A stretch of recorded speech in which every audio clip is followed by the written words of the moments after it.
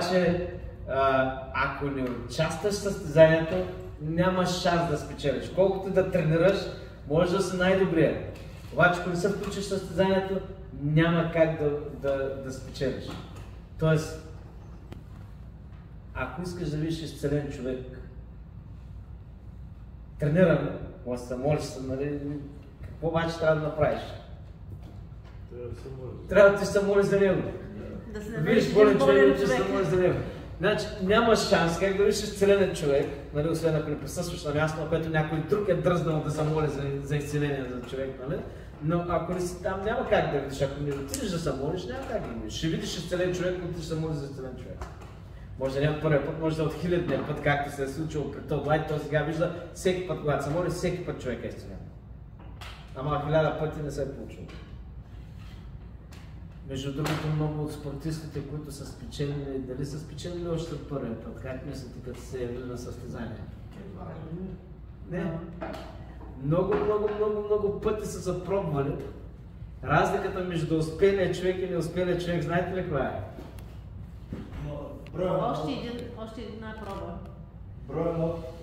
Броя на опитите, единия се отказва, а другия продължава. Още една проба. Още една проба. Това е разликата. Така и то Дуайт така е правил, той не се отказва. И да, и аз вярвам, че ако ние не се отказваме, просто ще видим всичките тези неща, които са обещани в Божието Слово. Те са обещани. Исус е жив и днес. Той прави чудеса и днес. Святия Дух е вътре във всеки един от нас. И ако ние не се откажем, ще видим това, което са видяли и първите апостоли. Амин. Даже в Библията пише, че последните ще бъдат още по-силни. От последните дни ще бъдат по-силни нали, от първата църква. И ние, това предстои, ние живеем в това време.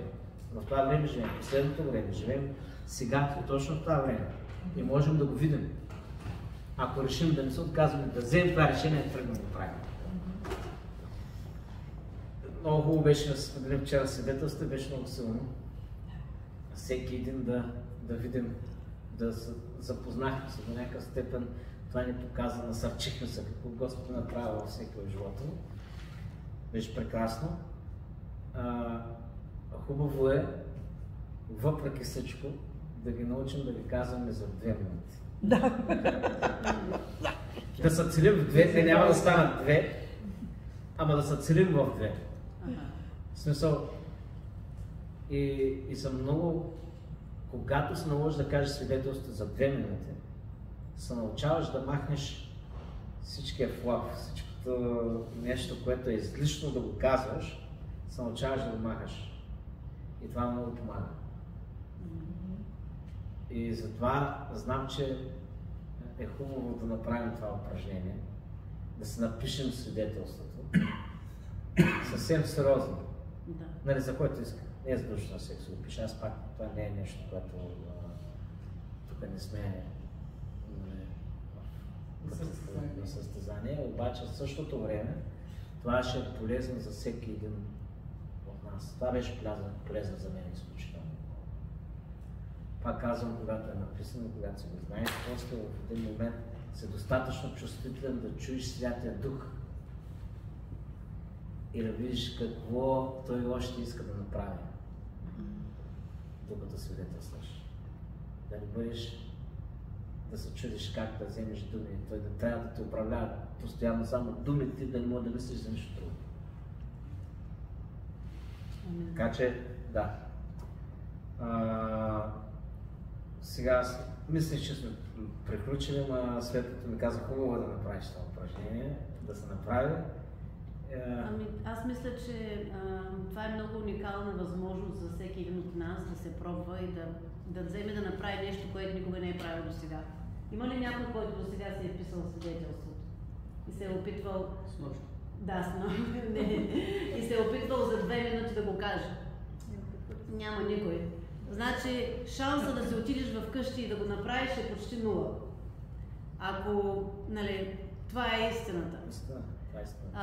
Затова предлагам следващите 10 минути, навивам часовника и даваме си 10 минути, в които да напишем по 2 изречения, 3.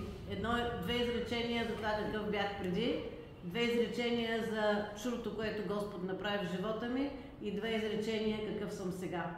Нали? Това е свидетелството. Аз предлагам само аз и Стефан да сме на поправителя. Не, нека всеки да Другите опита се вместиха. Нека всеки да опита за 10 минути какво може да направи. Това е нещо, което аз знам. Ние като цяло, и аз съм в това число. Значи, и аз съм в това число, ще го кажа така. Като цяло, българите не обичаме този тип американски, да си напишем тези работи. Звучи не като американски. Аз го казвам. Ама това са глупави обаче предразсъдъци. аз го казвам, защото аз съм бил в това число много сериозно. Сега трябва да го казвам другите, но аз съм бил първия, който съм казвал не. И обаче е много полезно. Видял съм ползата от него и затова много насърчавам всеки да го направи. Наистина има голяма полза. Голяма полза. Ами имаме 10 минути, който иска Който да се го иска да напише, го направи. който иска да ни го Който напише. иска да го направи. 10 минути, който го е написал, ще може да си го... който го е написал отново ще може да си го редактира, така че да стане 2 минути. Който мисли, че трябва да редактира нещо да се направи, да може, може просто. Идеята е да обърнеш внимание на това, което вчера си написал, след като си го разказал, също го разказах на който написал, който не е написал, който си го разказа, може да се поправи нещата, които сам е видял, че може да трябва да поправи. Да, точно. И след 10 минути един-двама човека, които искат да споделят, да го кажат за 2 минути. Да направим упражнение. Кой е готов? Иска ли някой да направи след това упражнение? Да пробва да го каже за 2 минути. Нашия пастор ме беше предизвикал един път. И успях. Значи се надявам тогава вие ще излезете да кажете. Беше трудно след като Исус, например, мисля, че ако можеш просто да редактираш, например, да си ги подобри. Добре. Също, който е готов, също наистина може да дадем обратна връзка. Даже всички, по принцип, как сме го правили. За да не се чувства никой по някакъв начин, сега нямаме време, тъй че няма може да успеем това да направим, правили сме го всички излизат и после всички дават evaluation, за да може всеки да знае, че ще застане на това място и да внимава как ще даде evaluation, защото после на него ще му дадат evaluation. Нали? Обаче в същото време, като даваш evaluation, това помага много човека да може да вземе от всякъде обратна връзка и да види какво може да подобри. Това също е много готово. Упражнение, но мисля, че няма време. Не, няма да имаме толкова време. Така че само който е смел иска да излезе и после иска да получи някаква корекция да може да помогне, то ще бъде супер.